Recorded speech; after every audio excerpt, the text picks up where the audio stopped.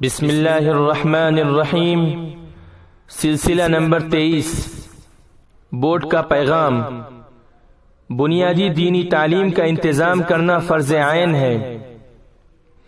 مسلمانوں کا قومی وجود ان کے مذہب سے وابستہ ہے، اس کے بغیر ان کی ہستی قائم نہیں رہ سکتی، اور اس کا واحد ذریعہ مذہبی تعلیم، خصوصاً ان کی ابتدائی تعلیم ہے۔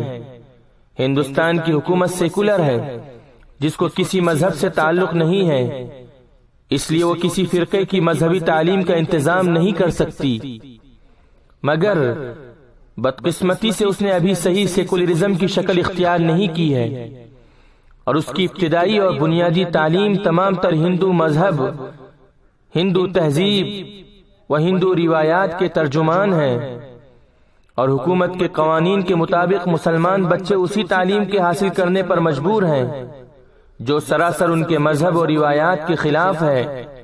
اس لیے اگر مسلمانوں نے اس پر قناعت کر لی اور اپنے بچوں کی ابتدائی مذہبی تعلیم کا الگ انتظام نہ کیا تو وہ تمام تر ہندو تہذیب و روایات کے رنگ میں رنگ جائیں گے اور اپنے مذہب و تہذیب سے بالکل بیگانہ ہو جائیں گے۔